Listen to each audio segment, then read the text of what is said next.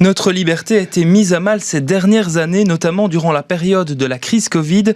Au nom de la santé publique, les citoyens que nous sommes ont été privés de notre liberté de circuler, mais aussi de travailler pour certains. La liberté est donc fragile et l'aborder permet finalement de toucher à tous ces grands débats de société.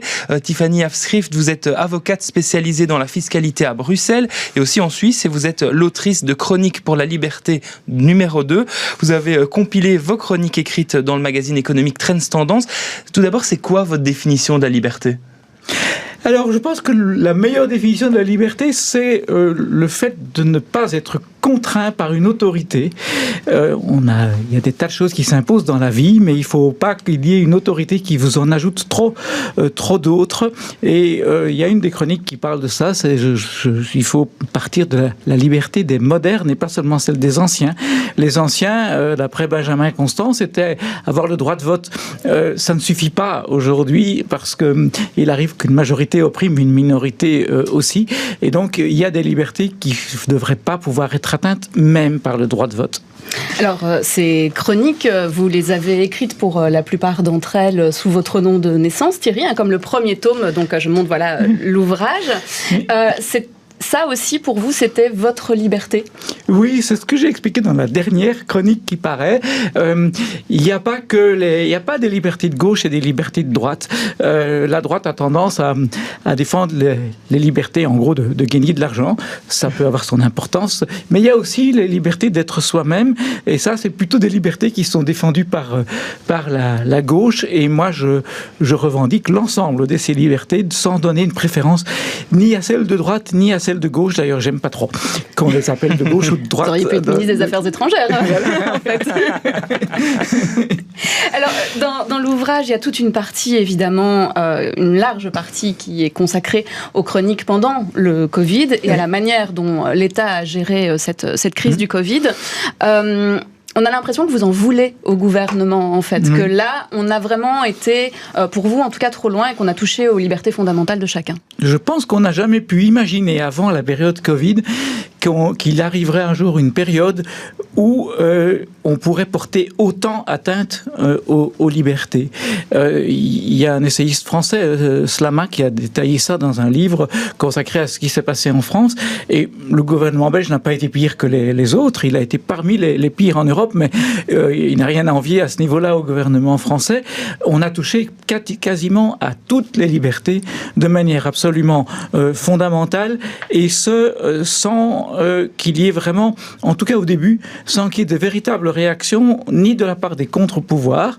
La justice est intervenue, mais seulement vers la fin, ni d'ailleurs de la part de la plupart des citoyens. Au contraire, il faut bien être conscient que Van den Broek avait l'appui de beaucoup de monde.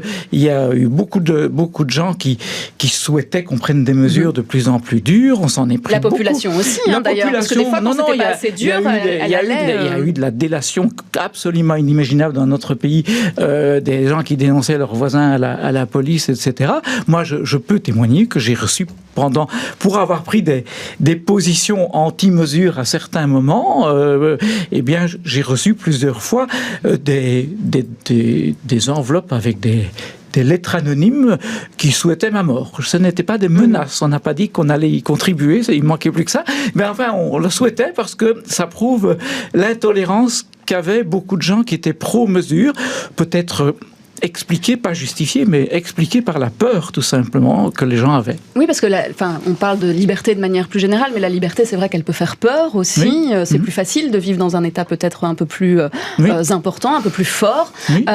Est-ce que pour vous, l'État ne peut pas imposer quelque chose au nom de la santé, de votre protection? Vous parlez de l'écologie aussi, ou de l'écologisme dans votre livre, où vous dites que finalement c'est une privation de votre liberté de dire on doit manger moins de viande, etc. L'État ne peut pas faire ça?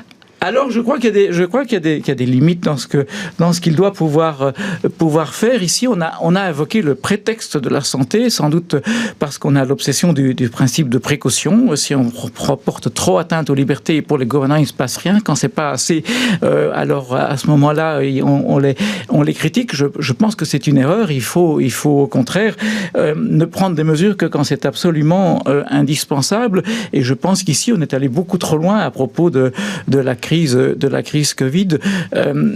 On ne va pas comparer avec des pays qui n'ont rien à voir, mais enfin, si vous remarquez ce qui s'est passé aux États-Unis, où les mesures étaient prises État par État, donc ce n'est peut-être heureusement pas Trump qui a pris des décisions, c'était différent d'un État à l'autre. On remarque que les États qui ont été les plus souples, comme la Floride, ont obtenu des résultats qui étaient plutôt meilleurs que ceux qui ont eu des mesures aussi lourdes que ce qu'on a eu en Europe. Donc, je pense qu'on est allé trop loin, et ce parce que les politiciens ont peur. Et je pense qu'ils étaient soutenus par la population, mais ça ne va peut-être pas être suffisant. Alors, il y a aussi un autre sujet un petit peu plus d'actualité dont vous esquivez un petit peu. Vous parlez évidemment de fiscalité dans cet ouvrage. Oui. On a eu aujourd'hui la présentation de la réforme fiscale avec une diminution de l'impôt sur les revenus du travail, mais une taxation des loyers. Vous êtes plutôt contre une imposition plus forte. Vous dites que l'État belge est à une rage taxatoire. Je suppose que cette réforme ne vous ravit pas. On va admettre, il y a quelques bonnes idées dans la réforme, et notamment l'idée de réduire les taux d'imposition et de réduire un petit peu le problème qu'on a en Belgique par rapport aux autres pays. On n'a pas des taux plus élevés que les autres, mais on y arrive beaucoup plus vite. Il y a une progressivité qui est beaucoup plus rapide. Et donc là, on propose des mesures qui sont intéressantes à ce niveau-là. Par contre, on les compense par des tas d'autres mesures parce qu'il y a un tabou, contrairement à ce qu'avait dit le ministre des Finances. Il a un tabou.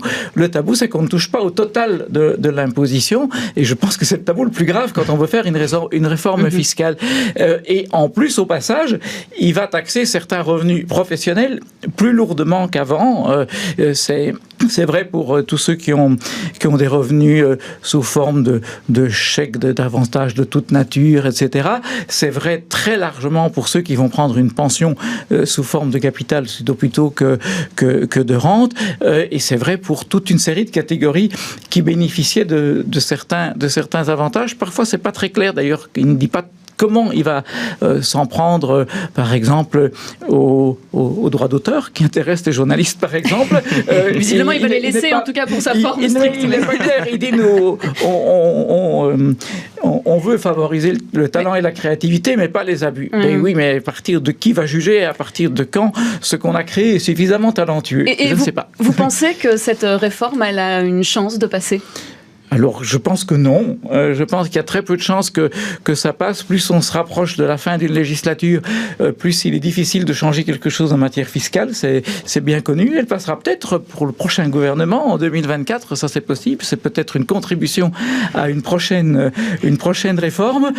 Mais je pense que Thomas Dermine l'a dit il y a quelques semaines, que l'antagonisme entre les partis est trop violent pour que des mesures pareilles puissent être prises. Bon, ça fera peut-être l'objet d'une nouvelle chronique et dans un tome 3, peut-être.